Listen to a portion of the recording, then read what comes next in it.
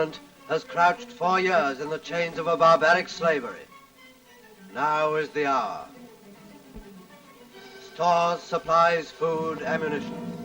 Week by week, month by month, year by weary year, we have watched the accumulation of these prime necessities of battle.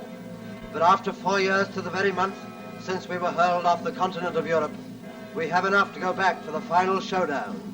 4 years the armies of the Allies have been learning to fight the new way in total war, learning by practice at home and by bitter, deadly battles abroad. 4 years from the time when we hadn't enough bayonets to go round to this, and this was just the rehearsal.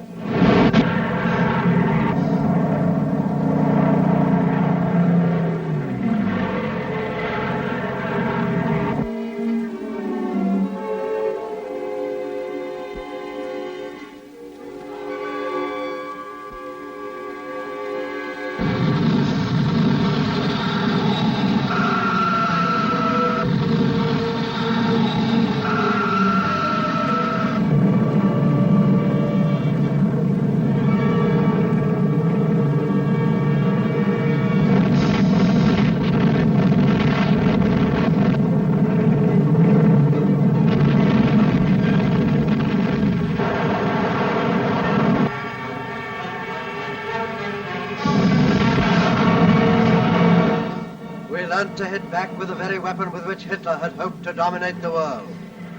As the days of spring moved on to summer in 1944, the air assault grew to fantastic proportions. This is what has been happening in the early days of June.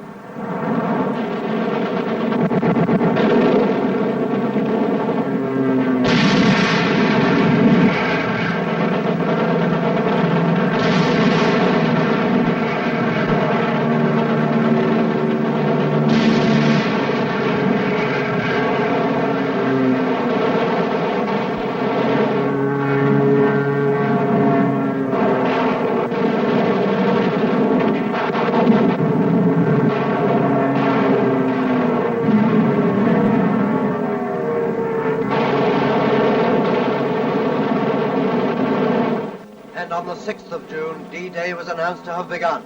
A communique from Supreme Headquarters. Under the command of General Eisenhower, Allied naval forces, supported by strong air forces, began landing Allied armies this morning on the northern coast of France.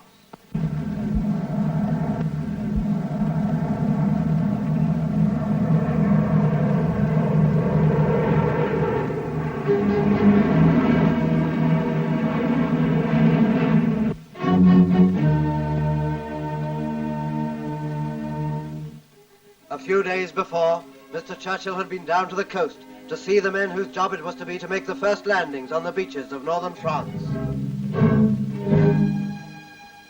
Admiral Ramsay, the Allied Naval Commander-in-Chief, is responsible for carrying the troops across the Channel.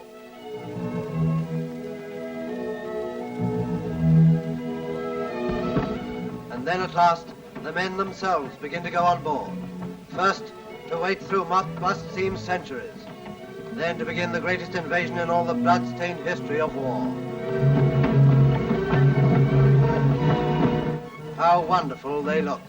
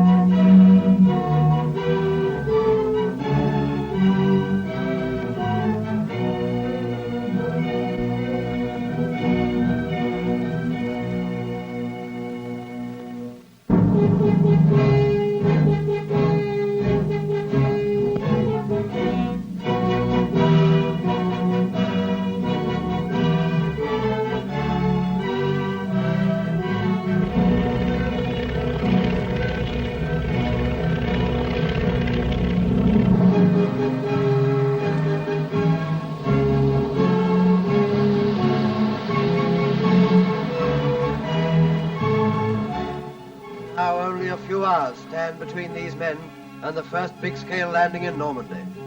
These are paratroopers of the 9th Air Force, about to get aboard their big troop-carrying planes.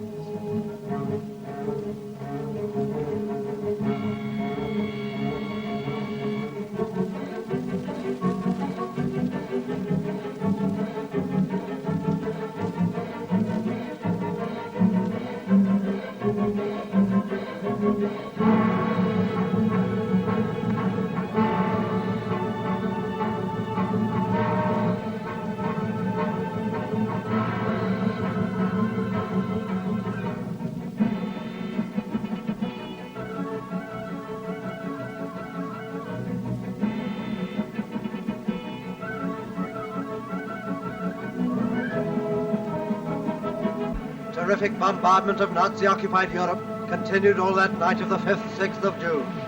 These are a few of the marauders going ahead to blast the coastal defenses and defenders.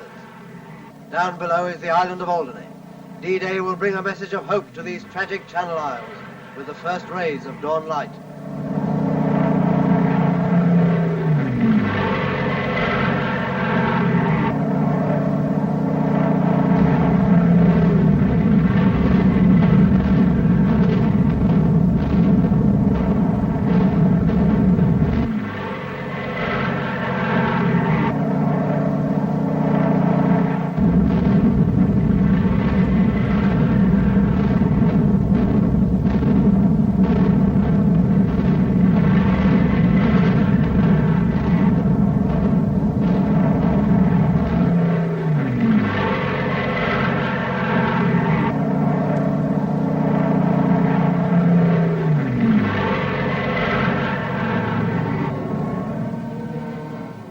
And there below are a few of those many thousands of ships on board the heroic vanguard of the forces of liberation.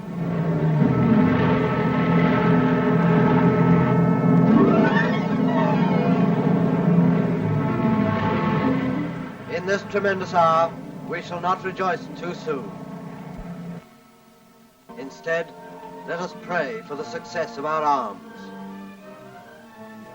Let us pray for the safety of our men.